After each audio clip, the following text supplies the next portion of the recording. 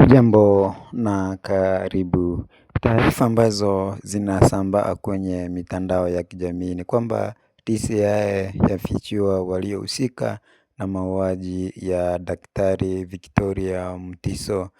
Kurugenzi ya upelelezi wa jinai DCI leo imefichua kwamba mauaji ya kumpiga risasi mwanasaikolojia wa kliniki Dr. Victoria Mutiso yalitekelezwa na constable wa polisi aliye kazini kwa kutumia bastola ya Jericho iliyotolewa na polisi.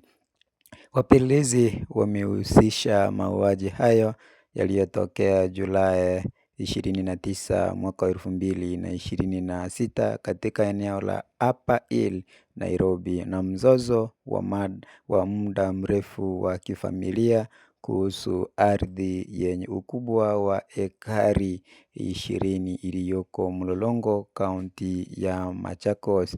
Inspekta wa polisi Kenneth Kemboi Sang, ambaye ni mkuu wa kituo cha polisi cha Nderi, ametajwa kuwa mpatanishi aliyewaunganisha waliodaiwa kufadhili mauaji hayo na kundi la mauaji wa kukodiwa, huku pia akidaiwa kutoa silaha iliyotumika katika mauaji hayo.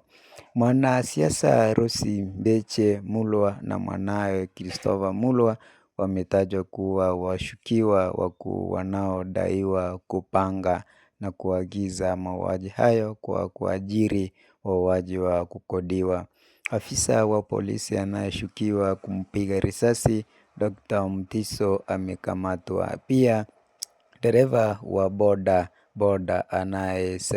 anayesadikiwa kumsafirisha mshambuliaji huyo yuko kizuizini. Afisa mwingine wa polisi anayeshukiwa kuendesha Toyota Prado nyeusi iliyotumika kutorokea eneo la tukio bado hajakamatwa.